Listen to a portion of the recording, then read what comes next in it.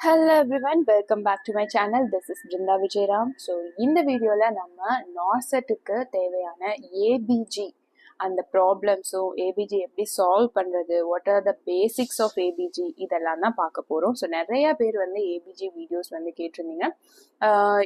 இந்த நார்செட்டுக்கு தேவையான APG concept மட்டும் நான் இப்போ வந்து சொல்ல போறேன். So I hope it will be useful for you. So இதுவரையும் வீடியோ சப்ஸ்கிரைப் பண்ணலைன்னா சப்ஸ்கிரைப் பண்ணிவிட்டு உங்களோட ஃப்ரெண்ட்ஸ்க்கும் ஷேர் பண்ணுங்கள். ஸோ வீடியோக்குள்ளே போகலாம். ஸோ ஏபிஜி அப்படிங்கிறது எல்லாருக்கும் தெரியும், ஆர்டீரியல் பிளட் கேஸ். அதாவது நம்ம ஆர்டரியில் இருக்கக்கூடிய gases like carbon dioxide, oxygen, mainly வந்து இதுதான், ப்ளஸ் பைகார்பனேட், இதையும் வந்துட்டு நம்ம பார்ப்போம். இன்கேஸ் விபிஜி அப்படின்னா என்னன்னா venous blood gas. So venous அதாவது நம்ம வெயின்லேருந்து எடுக்கக்கூடிய பிளட்ல இருக்கிற கேஸோட அந்த வேல்யூஸ் அதை பார்ப்போம். Okay, so arterial blood gas analysis நம்ம எதுக்காக பார்க்குறோம்? பேஷண்ட் வந்து அசிடிக்ல போயிட்டு இருக்காங்களா இல்லை ஆல்கலோசிஸ்ல போயிட்டு இருக்காங்க அப்படின்னு பார்க்கறதுக்கு தான் வந்துட்டு நம்ம ஏபிஜி பார்க்குறோம். ஸோ பல கண்டிஷனில் வந்துட்டு நமக்கு ஏபிஜி சேஞ்சஸ் இருக்கும். ஸோ அதுவுமே வந்துட்டு எம்சிக்யூஸில் கேட்பாங்க. ஒரு கண்டிஷன் கொடுத்துட்டு அந்த கண்டிஷன்ல வந்து ஏபிஜி எப்படி இருக்கும், மெட்டபாலிக் ஆல்கலோசிஸா இருப்பாங்களா, அசிடோசிஸா இருப்பாங்களா, ரெஸ்பிரேட்டரி ஆல்கலோசிஸா இருப்பாங்களா, அசிடோசிஸா இருப்பாங்களா அப்படின்னு கூட கொஷின்ஸ் கேட்பாங்க. ஸோ அதுவுமே நம்ம பார்க்கணும். ஸோ நார்மல் ஏபிஜி வேல்யூஸ், இந்த வேல்யூஸ் வந்து மெயினா. இந்த வேல்யூஸ் உங்களுக்கு தெரிஞ்சுது அப்படின்னா உங்களுக்கு ஏபிஜி ப்ராப்ளம்ஸ் வந்து சால்வ் பண்றது ரொம்ப ஈஸி. ஓகே, ஸோ இதை வந்து நீங்க மனப்பாடம் பண்ணியே ஆகணும். pH வேல்யூ நார்மல் வந்து 7.35 to 7.45, ஆவரேஜ் வந்து 7.4. okay, 7.40 the average. So that is the pH of the blood. Normal pH of blood என்னன்னு கேட்டா 7.40. and இந்த 7.4ங்கிறது average அப்படின்னு நான் எதுக்காக சொல்றேன் அப்படின்னா, சில ப்ராப்ளம்ஸ்ல பார்த்தீங்க அப்படின்னா உங்களுக்கு மைன்யூட் டிஃப்ரென்சஸ்ல வந்துட்டு pH வேல்யூஸ் கொடுத்துருப்பாங்க. அந்த டைம்ல உங்களுக்கு ரொம்ப கன்ஃபியூஸ்டாக இருக்கும், இது ஆல்கலோசிஸில் இருக்கா அசிடோசிஸில் இருக்கா அப்படின்னு சொல்லிட்டு.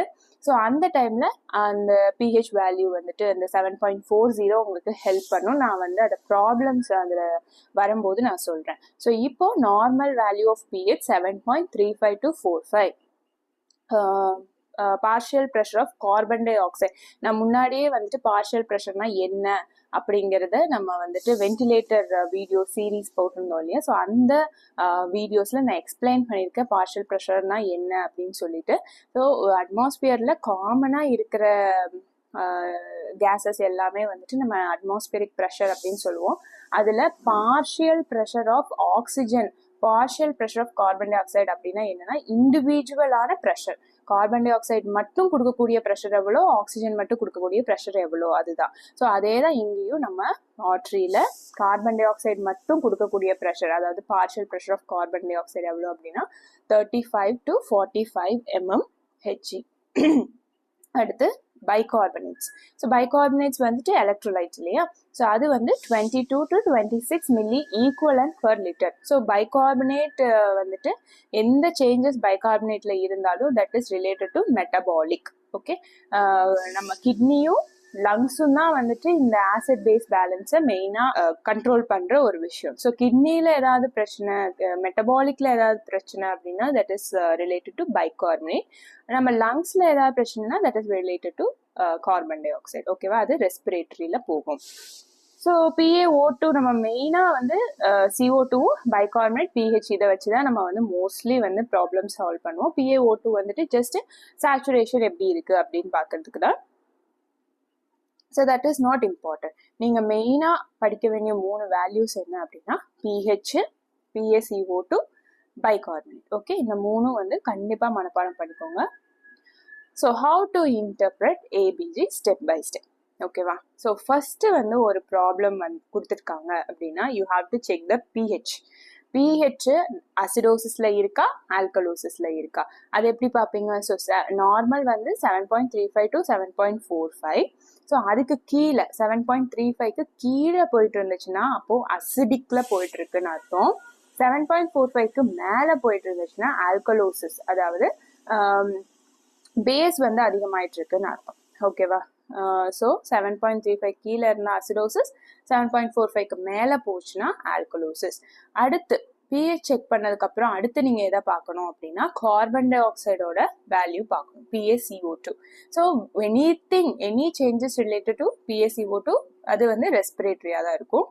ஸோ மோர் தேன் 45 mmHg அப்படின்னா respiratory acidosis, less than 35 mmHg அப்படின்னா ரெஸ்பிரேட்டரி ஆல்கலோசிஸ். நார்மல் வேல்யூ எவ்வளோ 35 to 45. ஸோ கீழே போச்சுன்னா ஆல்கலோசிஸ், மேலே 45க்கு மேலே அசிடோசிஸ். ஏன் அப்படின்னா carbon dioxide itself is an acidic gas. சரியா? ஸோ ஆசிட் வந்துட்டு அதாவது கார்பன் டை ஆக்சைடு நம்ம பாடியில் நிறைய இருந்துச்சு, லங்ஸ் வந்து வெளியே மாட்டேங்குது, கார்பன் டை ஆக்சைடை உள்ளேயே பிடிச்சு வைக்குது அப்படின்னா அந்த கார்பன் டை ஆக்சைடு அகெயின் பிளட்ல கலந்து நம்ம பாடி ஃபுல்லா கார்பன் டை ஆக்சைடு வந்து அதிகமா இருக்கும், ஆக்சிஜன் வந்து கம்மியா இருக்கும். ஸோ கார்பன் டை ஆக்சைடு வந்து ஒரு அசிடிக் கேஸ் அப்படின்றதுனால ஆசிட் நம்ம பாடியில நிறைய இருந்துச்சுன்னா தட் வில் காஸ் அசிடோசிஸ். ஓகேவா? அது வந்து ரெஸ்பிரேட்டரி அசிடோசிஸ். ஏன்? லங்ஸ் வந்து கார்பன் டை ஆக்சைடை வெளியே ஏற்ற மாட்டேங்குது, அதனாலதான் வந்துட்டு அசிடோசிஸ்ல போகுது. That is why call respiratory acidosis. ஆல்கலோசிஸ்னா என்ன? நம்ம வந்து ரொம்ப ஹைப்பர் வென்டிலேட் பண்ணுவோம் இல்லையா, பயத்துலையோ இல்லை ஓடுறதுனாலையோ, ஸோ மூச்சு வந்து ரொம்ப விட்டுட்டே இருப்போம் இல்லையா. ஸோ அந்த டைம்ல என்ன ஆகும், நிறைய கார்பன் டை ஆக்சைடு நம்ம பாடியிலேருந்து வாஷ் அவுட் ஆகிடும், நம்ம லங்ஸ் வந்து நிறைய கார்பன் டை ஆக்சைடை வெளியே விட்டுரும். அப்போ என்ன ஆகும், ஆசிட் வந்து நம்ம பாடியில தேவையான அளவு இல்லை அப்படிங்கும்போது பாடி ஆல்கலோசிஸ்ல போகுது. Okay, next check bicarbonates. Bicarbonates, anything related to bicarbonates is metabolic. So less than 22 இருந்துச்சுன்னா metabolic acidosis, more than 26 இருந்துச்சுன்னா metabolic alkalosis. So bicarbonate அப்படிங்கிறது ஒரு பேஸ். ஓகேவா? ஸோ அது வந்து அதிகமாக நம்ம பாடியில் இருந்துச்சு அப்படின்னா அது ஆல்கலோசிஸ்ல போகும். அந்த பேஸ் வந்து ரொம்ப குறைஞ்சிது அப்படின்னா என்ன அர்த்தம், ஆசிட் நிறையா இருக்குன்னு அர்த்தம். ஸோ மெட்டபாலிக் அசிடோசிஸ்ல போகும். பைகார்பனேட்டுங்கிறது ஒரு பேஸு, அந்த பேஸ் நம்ம பாடியில் அதிகமாக இருந்துச்சுன்னா மெட்டபாலிக் ஆல்கலோசிஸ், அந்த பேஸ் கம்மியாயிடுச்சு அப்படின்னா அசிடோசிஸ்ல பாடி போயிட்டு இருக்குன்னு அர்த்தம். ஓகே, இது ரெண்டும் செக் பண்ணதுக்கு அப்புறம் உங்களுக்கு தெரிஞ்சிடும் ரெஸ்பிரேட்டரியா இல்லை மெட்டபாலிக்கா எதுல பிரச்சனை இருக்கு அப்படின்னு தெரிஞ்சிடும். In case carbon di oxide value அதிகமாக இருந்துச்சு அப்படின்னா அது ரெஸ்பிரேட்டரின்னு தெரிஞ்சிடும். இல்லை மெட்டபாலிக்ல அதாவது பைகார்பனேட் வேல்யூ அதிகமா இருந்துச்சு அப்படின்னா சம்திங் ரிலேட்டட் டு மெட்டபாலிக், ஓகேவா, அப்படின்னு தெரிஞ்சிடும். நம்ம அசிடிக்கா ஆல்கலோசிஸான்னு பார்க்கறது வந்துட்டு pH வச்சு பார்ப்போம். ஸோ நமக்கு அசிடிக்கா ஆல்கலோசிஸானும் தெரிஞ்சிருச்சு, ரெஸ்பிரேட்டரியா மெட்டபாலிக்னாலும் தெரிஞ்சிருச்சு. அடுத்து நம்ம என்ன பண்ணணும் அப்படின்னா காம்பன்சேஷன். அதாவது இப்போ வந்து ரெஸ்பிரேட்டரி அசிடோசிஸ் ஆகுது, any problem related to lungs அப்படிங்கும்போது ரெஸ்பிரேட்டரி அசிடோசிஸோ ஆல்கலோசிஸோ ஆகுது அப்படின்னா லங்ஸ்னால அதை வந்து எதுவும் பண்ண முடியாது, ஏன்னா பிரச்சனையே லங்ஸ்ல தான் இருக்கு. அப்போ நம்ம கிட்னி என்ன பண்ணுவோம், அதுக்கு காம்பன்சேட் பண்ணும். ஓகே, லங்ஸ்னால முடியல, நம்ம ஏதாவது பண்ணுவோம் அப்படின்னு சொல்லி கிட்னி பண்ணும். அதே மாதிரி கிட்னில ஏதாவது அதாவது மெட்டபாலிக்ல ஏதாவது பிரச்சனை அப்படின்னா ரெஸ்பிரேட்டரி அதாவது நம்ம லங்ஸ் வந்துட்டு அதை காம்பன்சேட் பண்ணும், அதை எப்படியாவது கரெக்ட் பண்ணணும் இல்லையா. ஸோ அதுக்கான முயற்சிகள் எடுக்கும். ஸோ இன்கேஸ் வந்து ரெஸ்பிரேட்டரி அசிடோசிஸ் ஆயிடுச்சு அப்படின்னா என்னது, கார்பன் டை ஆக்சைடு நம்ம பாடியில நிறைய தங்கி இருக்குன்னு ஆயிடுச்சு. அப்போ கிட்னி என்ன பண்ணும் அப்படின்னா ஒன்று லங்ஸே வந்து கார்பன் டை ஆக்சைடை வெளியேற்ற ட்ரை பண்ணும், இல்லை அது முடியவே இல்லைங்கிற பட்சத்தில் கிட்னி என்ன பண்ணும் அப்படின்னா நிறைய பேஸை வந்து செக்ரீட் பண்ணும், லைக் பைகார்பனேட்டை அதிகப்படுத்தும். அப்போ என்ன ஆகிடும், ஆசிட் லெவல் பைகார்பனேட் அது வந்து லெவல் நியூட்ரல் ஆயிடும் இல்லையா, பஃபரிங்னு சொல்லுவாங்க. நியூட்ரல் பண்றதுக்கு பேர் என்ன, பஃபரிங்னு சொல்லுவாங்க. ஸோ அப்படி பஃபர் ஆகும். இல்லை நம்ம கிட்னினால வந்து பைகார்பனேட்டை செக்ரீட் பண்ண முடியாத பிரச்சனையோ இல்லை அதிகமாக செக்ரீட் பண்ணுது அப்படின்னாலும் நம்ம லங்ஸ் போய் ஹெல்ப் பண்ணும், கார்பன் டை ஆக்சைடை உள்ளே வைக்கணுமா இல்லை வெளியேற்றணுமா அப்படிங்கிற அந்த நியூட்ரல் பண்ணுறதுக்கான வேலையை ரெண்டும் மாறி மாறி பார்த்துக்கிட்டே இருக்கும். ஸோ அதை தான் வந்து நம்ம காம்பன்சேஷன் அப்படின்னு சொல்லுவோம். அதை எப்படி நம்ம கண்டுபிடிப்போம் அப்படின்னா இஃப் pH இஸ் நார்மல், அதாவது pH வந்து நார்மலுக்கு கொண்டு வந்துருச்சு, ஆனா கார்பன் டை ஆக்சைடு லெவலும் ஆர் பைகார்பனேட் லெவல் ரெண்டுல ஏதாவது ஒன்று அப்நார்மலா தான் இருக்கு. இப்போ நீங்க வந்து வேல்யூஸ் பார்த்தீங்க அப்படின்னா அதுல pH நார்மலுக்கு வந்துருச்சு, ஆனா கார்பன் டை ஆக்சைடும் பைகார்பனேட்டும் வேற வேற அப்நார்மல் வேல்யூல இருக்கு அப்படின்னா ஒன்றும் பிரச்சனை கிடையாது. ஆக்சுவலி பிஹெச் வந்து நார்மலுக்கு வந்துருச்சு இல்லையா, அப்போவே அதுக்கு என்ன பேரு, காம்பன்சேட்டட் தான். எப்படியோ நார்மலுக்கு கொண்டு வந்துருச்சு, ரெண்டும் எப்படியோ போராடி நார்மலுக்கு கொண்டு வந்துருச்சு. அதோட வேல்யூ அப்நார்மலா இருந்தா பரவாயில்ல, ஆனா பிஹெச் வந்து நார்மல் ஆயிடுச்சு இல்லையா, ஸோ இட் இஸ் காம்பன்சேட்டட். அடுத்து இஃப் பிஹெச் இஸ் அப்நார்மல், பிஹெச்சும் நார்மலுக்கு வரல and other system is trying to balance, அதாவது நம்ம வேல்யூஸ் பார்த்தோம்னா தெரியும், PaCO2 கொஞ்சமாவது வந்து எப்படி சொல்றது, காம்பன்சேஷனுக்கு ரெடியா இருக்கு, ஆர் பைகார்பனேட் கொஞ்சமாவது வந்துட்டு வேல்யூஸ் சேஞ்ச் ஆயிருக்கு அப்படின்னா something they are trying to manage the situation. ஆனா வந்து பிஹெச் அப்நார்மல்லையே தான் இருக்கு அண்ட் மற்ற சிஸ்டமும் வந்து அப்நார்மல்லையே தான் இருக்கு. அதாவது PaCO2 பைகார்பனேட் ரெண்டு வேல்யூஸுமே அப்நார்மல்ல தான் இருக்கு, பிஹெச்சும் அப்நார்மல்ல தான் இருக்கு அப்படின்னா it is partially compensated. Something வந்து பண்றதுக்கு ட்ரை பண்ணுது ஆனா காம்பன்சேட் ஆகல. பிஹெச் நார்மலுக்கு வந்தா மட்டும்தான் it is fully compensated. And பைகார்பனேட்டும் PaCO2வும் ஒரு ஸ்டெப்புமே எடுக்கல, கொஞ்சம் கூட வந்துட்டு வேல்யூஸ் ஆல்டர் ஆகவே இல்லை, நார்மல் ரேஞ்ச்லயே தான் இருக்கு அப்படின்னா வந்துட்டு காம்பன்சேட்டே பண்ணல, அன்காம்பன்சேட்டட். பிஹெச்சும் அப்நார்மலா இருக்கு, மற்ற PaCO2 பைகார்பனேட் எந்த சேஞ்சஸுமே இல்லை அப்படின்னா காம்பன்சேட்டே பண்ணலைன்னு அர்த்தம், அன்காம்பன்சேட்டட், எந்த ஸ்டெப்புமே எடுக்கலைன்னு அர்த்தம். ஸோ இதை வந்து நம்ம கொஞ்சம் ப்ராப்ளம் சால்வ் பண்ணும்போது உங்களுக்கு தெரியும். ஸோ இது வந்து ஒரு பேசிக்கான ஐடியா. இது தெரிஞ்சது அப்படின்னா நீங்கள் எந்த ப்ராப்ளம்ஸ் வேணாலும் ஈஸியாக சால்வ் பண்ணலாம். இது என்ன அப்படின்னா நான் சொன்னதோட சம்மரி. அப்படி ரெஸ்பிரேட்டரி அசிடோசிஸ் அப்படின்னா பிஹெச் டவுன் ஆகும், PaCO2 அதிகமாகும், பைகார்பனேட் வந்து நார்மலாவோ இல்லை கொஞ்சம் அதிகமாகவோ இருக்கும் in order to compensate the PaCO2. அதே மாதிரி ரெஸ்பிரேட்டரி ஆல்கலோசிஸ் அப்படின்னா என்ன, PaCO2 கம்மியா இருக்குன்னு அர்த்தம், பிஹெச் வந்து நிறையா இருக்கும், பைகார்பனேட் வந்து நார்மலாவோ இல்லை கீழேயோ போகும் in order to compensate the PaCO2. அடுத்து மெட்டபாலிக் அசிடோசிஸ், பிஹெச் வந்து டவுனா இருக்கும், PaCO2 நார்மலா தான் இருக்கும், இல்லாட்டி கீழே போகும், எதுக்குன்னா காம்பன்சேஷனுக்காக. ஆனா பைகார்பனேட் எப்படி இருக்கும், கீழே இருக்கும், ஏன், it is related to metabolic and it is acidosis, அதனால. அடுத்து மெட்டபாலிக் ஆல்கலோசிஸ் அப்படிங்கிறது பிஹெச் அதிகமாகும், PaCO2 நார்மல் இல்லாட்டி மேலே போகும், பைகார்பனேட் வந்து மேலே இருக்கும். So that is what call alkalosis. நிறைய பைகார்பனேட் இருந்துச்சுன்னா பேஸ் அதிகமாக இருக்குன்னு அர்த்தம். So alkalosis it is related to metabolic. Okay, இது ஜஸ்ட் சம்மரி. அடுத்து வந்துட்டு இப்போ இந்த MCQs வந்து சிலது கண்டிஷன் கொடுத்து உங்களுக்கு இது வந்து ரெஸ்பிரேட்டரி அசிடோசிஸா ஆல்கலோசிஸான்னு கேட்கறதுக்கு சான்ஸ் இருக்கு. COPD அப்படின்னா COPDல என்ன ஆகும், நம்மளால சரியா கார்பன் டை ஆக்சைடை வெளியே விட முடியாது, லங்ஸ்னால உள்ள எடுத்த ஏரை வெளியே விட முடியாது. ஸோ அதுதான் நம்ம வந்துட்டு வென்டிலேட்டர் சீரீஸ்ல எல்லாருமே எக்ஸ்பிளைன் பண்ணியிருப்போம் இல்லையா. ஸோ உள்ள ஏர் ட்ராப்பிங்னு சொல்லுவோம், உள்ள எடுக்கிற ஏரு அப்படியே வந்துட்டு தங்கிக்கும், வெளியே வந்து கொஞ்சம் கம்மியாக தான் வரும்.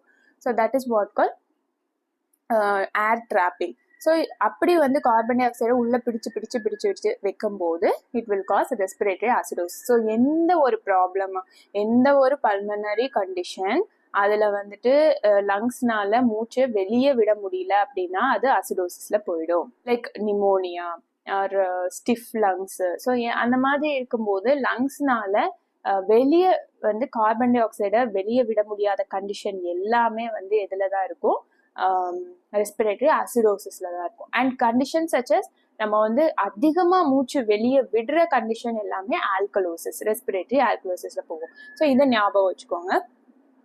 நெக்ஸ்ட் வந்து இந்த லாஸ்ட் ஒன் பாருங்க, ஹைப்பர் வென்டிலேஷன் பிகாஸ் ஆஃப் ஆன்சைட்டியா இருக்கட்டும், எக்ஸசைஸா இருக்கட்டும், it will cause respiratory alkalosis. So அதிகமா வெளியே போகிறதுனால. அடுத்து வாமிட்டிங்ல மெட்டபாலிக் ஆல்கலோசிஸ் ஆகும். ஏன் அப்படின்னா நம்ம வாமிட் பண்ணும்போது நம்மளோட கேஸ்ட்ரிக் ஜூசஸ் எல்லாமே அசிடிக் தானே. ஸோ அந்த ஆசிட் எல்லாமே வெளியே வந்துடும், கேஸ்ட்ரிக் ஜூஸஸ்லாம் வெளியே வாஷ் அவுட் ஆகும்போது, ஆசிட் வந்து வாஷ் அவுட் ஆகும்போது ஸோ உள்ள வந்து என்ன ஆகுது, ஆல்கலோசிஸ் ஆகுது. அதே மாதிரி டயரியா, டிகேஏ.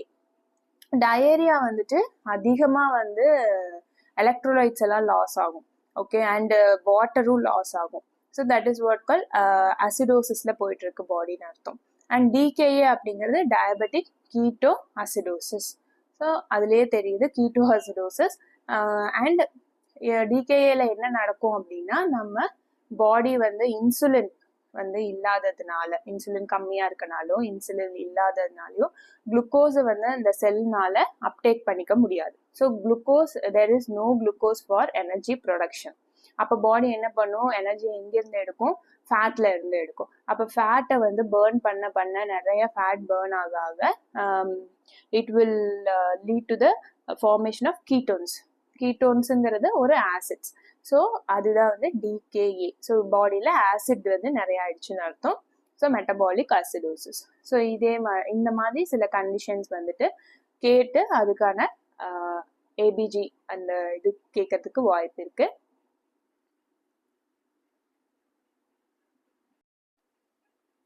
ஸோ நம்ம ஏபிஜி ப்ராப்ளம்ஸ் பார்க்கலாம். நார்மல் வேல்யூஸ் நான் வந்து சைடில் எழுதியிருக்கேன். பிகாஸ் நார்மல் வேல்யூ தெரிஞ்சாதான் நம்மளால ஒரு ப்ராப்ளமை சால்வ் பண்ணவே முடியும்.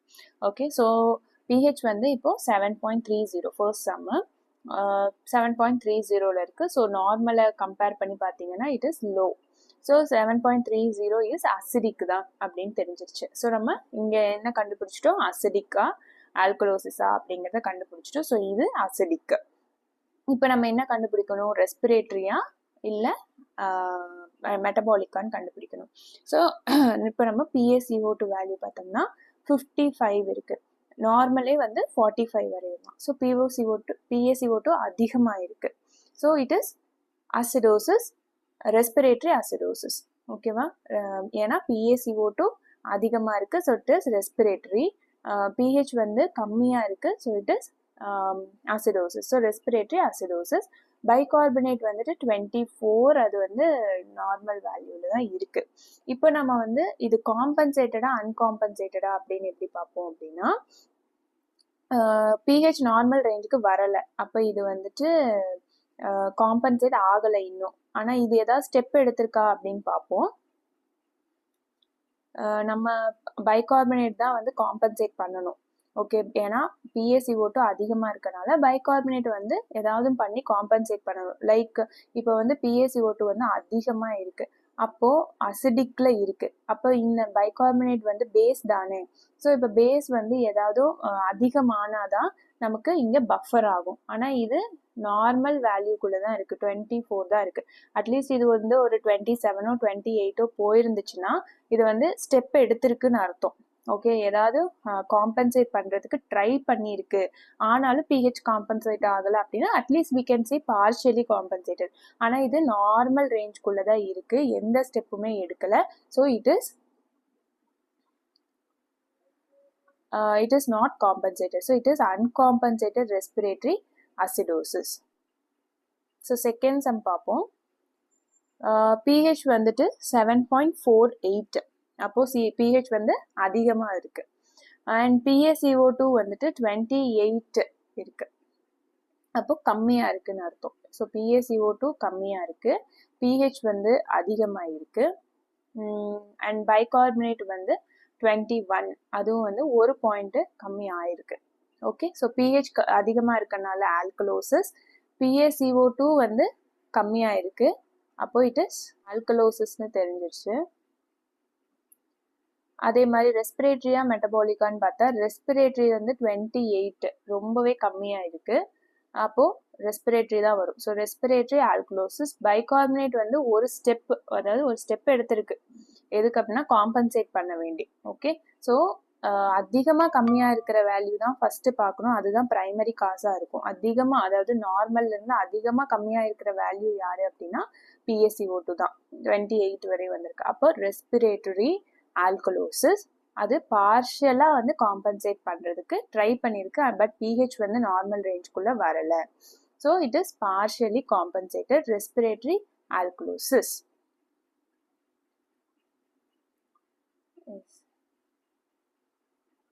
அடுத்து pH வந்து 7.25, ஸோ கம்மியாக இருக்கு,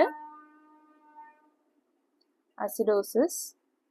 PaCO2 வந்து 38, ஸோ நார்மல் 35 to 45, அப்போ ரேஞ்சுக்குள்ளே தான் இருக்கு. பைகார்பனேட் கம்மியாக இருக்கு அப்படின்னு அர்த்தம் அசிடிக்கு, அதாவது மெட்டபாலிக் அசிடோசிஸ்.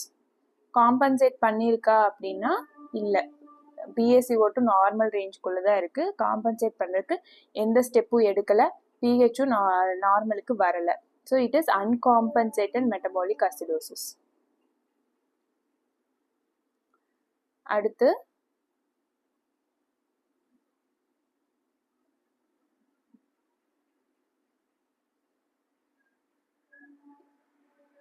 pH வந்து 7.38. அப்போ நார்மல்ல இருக்கு, நார்மல் ரேஞ்சுக்குள்ள இருக்கு.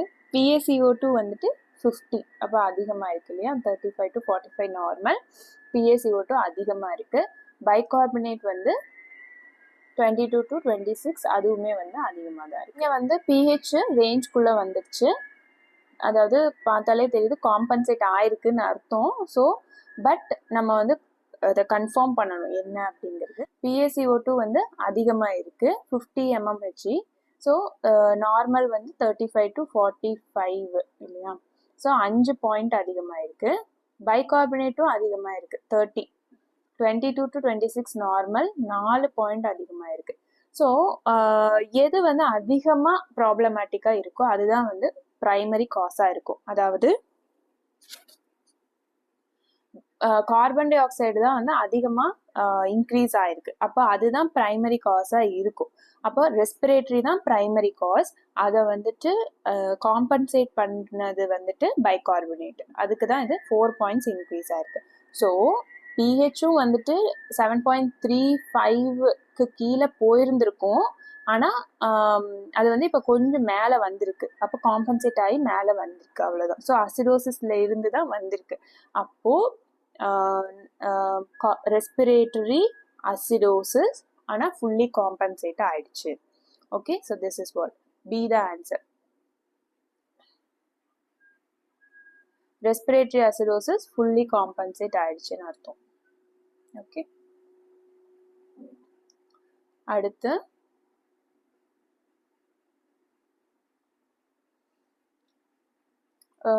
ஸோ pH பார்த்தோம்னா அதிகமாக இருக்கு, அப்போ ஆல்கலோசிஸ் 7.35 to 45 தானே.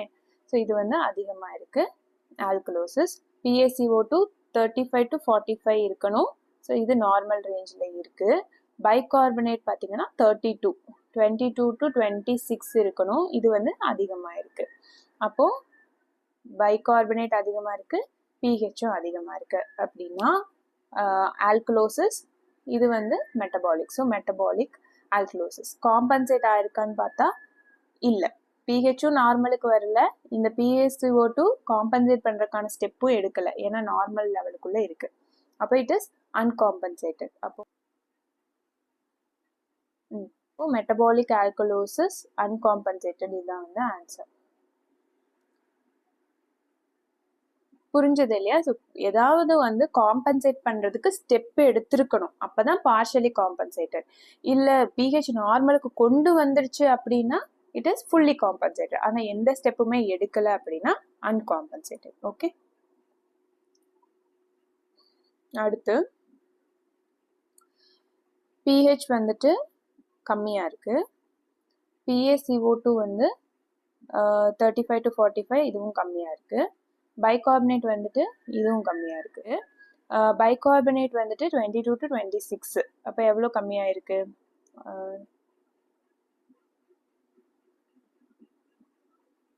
7 பாயிண்ட் கம்மியாக இருக்கு இல்லையா. ஸோ ப்ரைமரி காஸ் வந்து அப்போ மெட்டபாலிக்காக தான் இருக்கும், pHும் கம்மியாக இருக்குது. அப்போ metabolic acidosis which is partially compensated by PaCO2. அப்போ இதுதான் answer. Metabolic acidosis partially compensated, ஏன்னா pH நார்மலுக்கு வரலை, அதனால பார்ஷியலி காம்பன்சேட்டட். PaCO2 5 பாயிண்ட் கம்மியாகி அது காம்பன்சேட் பண்ணுறதுக்கு ஸ்டெப் எடுத்திருக்கு, ஆனால் ஃபுல்லாக காம்பன்சேட் ஆகலை. So the answer is metabolic acidosis partially compensated. அடுத்து pH வந்துட்டு 7.38 நார்மலில் இருக்குது, ரேஞ்சுக்கு வந்துருச்சு. PaCO2 வந்துட்டு கம்மியாயிருக்கு, பைகார்பனேட்டும் கம்மியாயிருக்கு. PaCO2 எவ்வளோ கம்மியாயிருக்கு வந்து எவ்வளோ கம்மியாயிருக்கு, 3 பாயிண்ட்ஸ் கம்மியாயிருக்கு. பைகார்பனேட் வந்து 4 பாயிண்ட்ஸ் கம்மியாயிருக்கு. அப்போ மெயின் காசு பைகார்பனேட், அதாவது மெட்டபாலிக். ஆக்சுவலி மெட்டபாலிக் அசிடோசிஸாக இருந்திருக்கு, that is compensated by PaCO2. அப்போ fully compensated metabolic acidosis. Okay. Next, so இதில் pH வந்து அதிகமாக இருக்கு, PaCO2 வந்து கம்மியாக இருக்கு,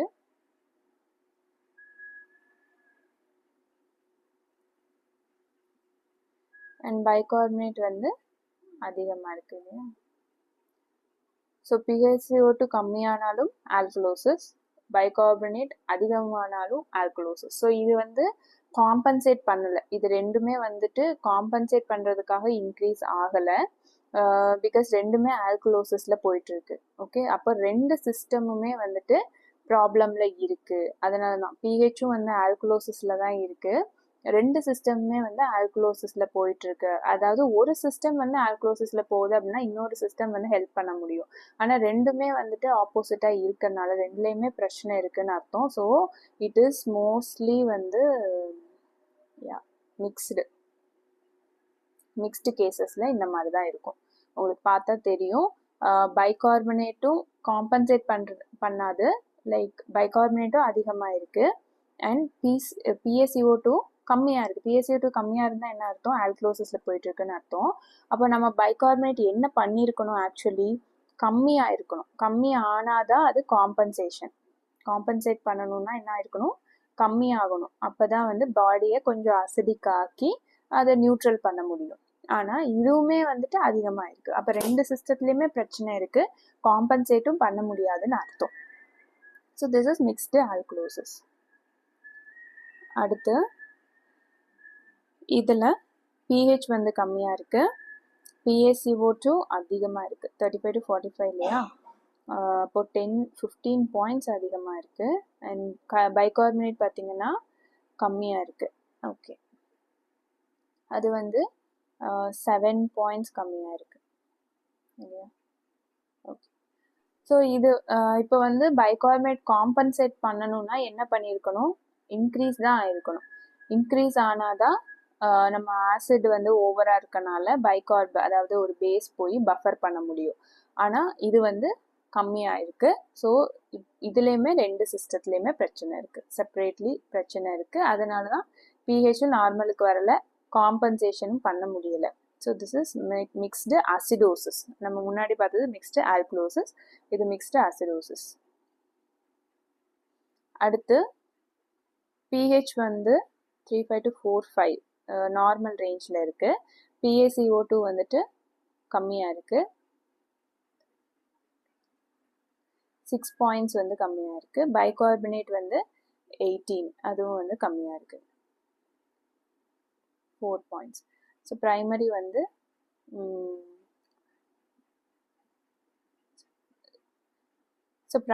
வந்துட்டு ரெஸ்பிரேட்டரியாக இருக்கணும். ஸோ ரெஸ்பிரேட்டரி ஆல்கலோசிஸில் இருந்திருக்கும், அதை வந்து இப்போது காம்பன்சேட் பண்ணி கொண்டு வந்திருக்காங்க. அப்போ fully compensated respiratory alkalosis.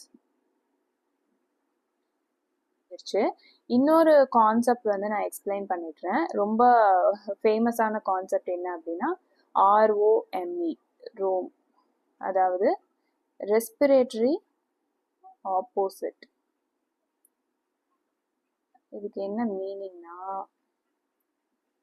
respiratory opposite and metabolic equal.